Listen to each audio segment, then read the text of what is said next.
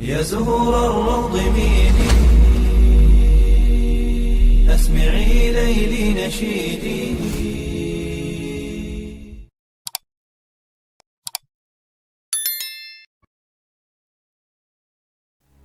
Assalamualaikum warahmatullahi wabarakatuh. Syukur alhamdulillah, dalam kesempatan yang mulia ini kita masih diberikan banyak kenikmatan sehingga kita dapat berjumpa kembali di channel ini.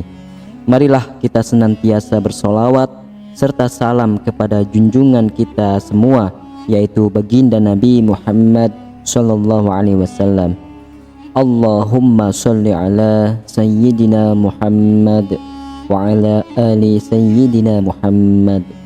Doa dan harapan saya, semoga sahabatku semuanya selalu diberikan kesehatan, diampuni segala dosa-dosanya, dikabulkan segala doa dan hajatnya, serta dilapangkan rezekinya oleh Allah Subhanahu wa ta'ala. Amin, amin ya rabbal alamin. Sahabatku yang dirahmati oleh Allah Subhanahu wa ta'ala, tak lama lagi kita akan memasuki tahun 2024. Apakah Anda sudah tahu bahwa dalam beberapa waktu terakhir ini umat Islam sedang sangat tertarik membahas isu-isu terkait dengan tahun 2024? Salah satunya adalah perbincangan tentang para ulama dari seluruh dunia yang tampaknya sedang menantikan tahun 2024. Apa yang sebenarnya terjadi pada tahun tersebut? Mengapa para ulama berkumpul dan menantinya? Namun alangkah baiknya para sahabatku untuk menyimak terus video ini sampai selesai, agar sahabat bisa mendapatkan informasi yang lengkap, supaya tidak gagal faham dan menjadi penambahnya ilmu serta pengetahuan. Tahun 2024 mungkin akan menjadi tahun yang sangat penting bagi umat Islam. Menurut laporan yang beredar, para ulama dari seluruh dunia sedang menantikan kemunculan seorang mujadid atau pembaharu agama. Berdasarkan perkataan Rasulullah SAW, mujadid akan diutus kepada umat ini sekali setiap 100 tahun. Dalam hadis yang diriwayatkan oleh Abu Hurairah radhiyallahu anhu, Rasulullah SAW bersabda, sesungguhnya Allah akan mengutus atau menghadirkan bagi umat ini seorang pemimpin yang akan memperbaharui urusan agama mereka pada setiap akhir 100 tahun. Hadis riwayat Imam Abu Daud, Imam Hakim dan Imam At-Tabrani. Menurut penafsiran para ulama dalam tafsir dan hadis, seorang mujadid adalah seorang yang akan memperbaharui atau memperbaiki kerusakan yang terjadi dalam urusan agama. Perbaharuan ini mencakup upaya untuk menghidupkan kembali praktik-praktik otentik Islam atau mengembalikan kemurnian ajaran Islam yang sejati dari apa yang mungkin telah tersalahpahamkan atau disalahgunakan oleh umat Islam. Imam Ahmad bin Hambal menyatakan, sesungguhnya Allah akan menghadirkan bagi umat manusia pada setiap akhir 100 tahun orang-orang yang akan mengajarkan sunnah Rasulullah SAW dan menghapuskan penyimpangan dalam hadis-hadis Rasulullah SAW. Oleh karena itu, kehadiran seorang mujadid adalah untuk mengaktualisasikan kembali ajaran-ajaran tersebut. Ini berarti menghidupkan kembali yang telah dilupakan, memperbaiki yang salah, memberikan solusi, dan memberikan interpretasi baru tanpa menciptakan ajaran baru. Semoga kita semua dapat mendalami makna dan implikasi dari isu ini seiring berjalannya waktu. Perhitungan akhir 100 tahun dalam hadis ini, menurut penjelasan sebagian ulama, dimulai dari waktu hijrahnya Rasulullah SAW dari Mekah ke Madinah. Adapun tentang jumlah mujadid yang diutus dalam setiap abad, terdapat perbedaan pendapat. Sebagian besar ulama berpendapat bahwa hanya satu mujadid dalam satu abad. Namun beberapa ulama ternama seperti Ibnu Hajar al-Ashqalani, Az-Zahabi, Ibnu Katsir, An-Nawawi, dan Ibnu Asir al-Jazari menyatakan bahwa mujadid bisa lebih dari satu orang dalam satu abad. Para ulama yang disebutkan ini menafsirkan kata man dalam hadis Nabi sebagai kata yang bersifat umum yang mencakup baik individu maupun kelompok. Bahkan Imam An-Nawawi menyatakan secara lebih inklusif bahwa mujadid dapat mencakup berbagai bidang seperti fikih, tafsir, hadis, dan lainnya, termasuk bidang peperangan, pendidikan, pemikiran, dan jihad. Penetapan siapa mujadid pada setiap abad tidaklah mudah, selain kemungkinan bahwa mujadid bukan hanya satu orang dalam satu abad. Versi nama-nama mujadid dari tiap abad juga berbeda-beda. Ibnu Katsir dalam kitab Dalail An-Nubuwah menyebutkan 14 nama tokoh sebagai mujadid pada abad pertama Hijriah. Namun, Imam Asyuyuti dan Nawab Siddiq Hasan Khan memiliki versi-versi yang berbeda dalam hal ini.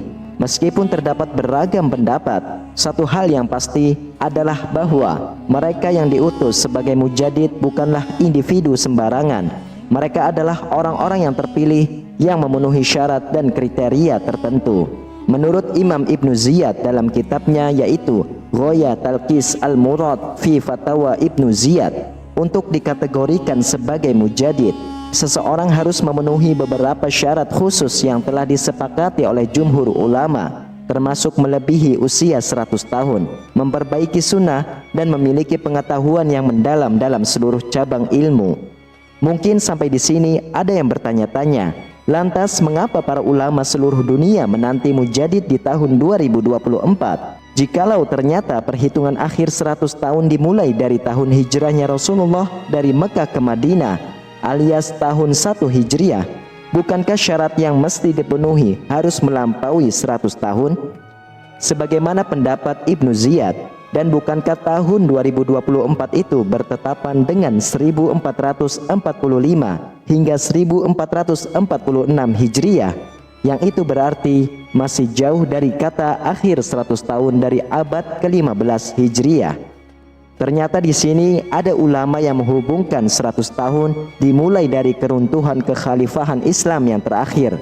Sebagaimana kita ketahui, kekhalifahan Islam yang terakhir dalam sistem kepemimpinan khilafah yakni kekhalifahan Utsmaniyah. Kekhalifahan ini runtuh pada tahun 1924 sejak berdiri pada tahun 1517 Masehi. Salah satu ulama yang memprediksi demikian adalah wakil sekjen Rabitah, ulama Palestina yang bernama Syekh Abu Bakar Al-Awawidah. Sebagaimana diberitakan, selama di penjara di Israel, Syekh Abu Bakar Al-Awawidah mencoba melakukan riset mendalam terkait hal ini dalam dasar Al-Quran, hadis, dan kitab-kitab yang ditulis oleh ulama ahlu sunnah. Akhirnya beliau mengambil satu kesimpulan bahwa insya Allah pada tahun 2024 mendatang akan terjadi Syaifatul Islamiyah. Dari hasil risetnya tersebut, Syekh Abu Bakar Al-Awawidah bahkan berani berasumsi kalau Indonesia bisa saja menjadi negeri pemantik kebangkitan Islam global. Hal ini disampaikan dalam sebuah forum majelis di Masjid Jogokarya, Yogyakarta, saat beliau berkesempatan menyambangi Indonesia pasca bebas dari penjara Israel. Syekh Abu Bakar Al-Awawidah menuturkan bahwa sesungguhnya Allah Subhanahu wa Ta'ala memilih untuk menjalankan agamanya ini kepada siapa saja yang dipilih di antara hamba-hambanya. Digenapkan untuk mereka syarat-syaratnya, dimuliakan mereka dengan agama dan kejayaan itu. Pada kurun awal, Allah Subhanahu wa Ta'ala memilih bahasa Arab mulai dari kepemimpinan Rasulullah, Khulafa Rasyidin, dan beberapa penguasa Daulah Umayyah, dan hasilnya agama ini jaya. Tetapi ketika para penguasa daulah itu beserta para pengawalnya menyimpang, Allah pun mencabut amanah itu dari mereka. Di masa berikutnya, Allah memilih bangsa Persia dari arah Khurasan. Mereka datang menyokong Daulah Abbasiyah. Penyangga utama adalah mulai dari Perdana Menteri sampai Panglima adalah dari kalangan orang Persia. Bahkan banyak ulama dan cendekiawan daulah ini Allah hadirkan dari kalangan orang Persia. Namun ketika bangsa Persia berpaling dan menyimpang, Allah juga mencabut amanah itu dari mereka. Allah memberikan kepada orang-orang Kurdi. Puncaknya Salahuddin Al-Ayyubi dan anak-anaknya yang ketika mereka juga berpaling, Allah alihkan amanah itu pada bekas-bekas budak dari Asia Tengah yang disultankan di Mesir, Kudus Baibars, Al-Mansur Qalawun diantaranya. Mereka adalah orang-orang Mamluk. Tapi ketika orang-orang Mamluk ini juga berpaling, Allah memindahkan amanah itu pada bangsa Turki, Utsman Ortogrod, dan anak keturunannya, dan terkhusus Sultan Muhammad Al-Fatih. Ketika Daulah Ali Utsmaniyah ini berpaling juga, Allah cabut amanah itu, dan rasa-rasanya hingga hari ini Allah belum menunjuk bangsa lain untuk memimpin penjajahan Islam ini. Dengan matanya yang buta karena siksaan penjara Israel, Syekh Abu Bakar Al-Awawidah mengarahkan wajahnya kepada majelis yang hadir sambil tersenyum dan berkata, "Sungguh di antara bangsa-bangsa besar yang menerima Islam, bangsa kalian adalah yang belum pernah ditunjuk oleh Allah untuk memimpin penzahiran agama ini." Bukankah Rasulullah SAW pernah bersabda bahwa pembawa kejayaan akhir zaman akan datang dari arah timur dengan bendera-bendera hitam mereka? Dulu para ulama mengira yang dimaksud arah timur adalah Khurasan, dan Daulah Abbasiyah sudah menggunakan pemaknaan itu dalam kampanye mereka menggulingkan Daulah Umayyah. Tapi kini kita tahu dunia Islam telah membentang dari Maroko sampai Merauke. Syekh Abu Bakar Al-Awawidah pun berharap jika yang dimaksud oleh Rasulullah dalam sabdanya tersebut itu adalah bangsa Muslim Indonesia. Beliau juga berpesan kaum muslimin tanah air bisa menghadiri syarat-syarat tersebut agar layak ditunjuk oleh Allah memimpin peradaban Islam. Sahabat beriman, adakah di antara kalian yang sudah tidak sabar menanti tahun 2024? Wallahu a'lam bishawab. Demikianlah hanya ini yang dapat saya sampaikan dan bagikan. Semoga Allah Subhanahu wa taala memberikan petunjuk kepada kita semua. Amin ya rabbal alamin. Wassalamualaikum warahmatullahi wabarakatuh.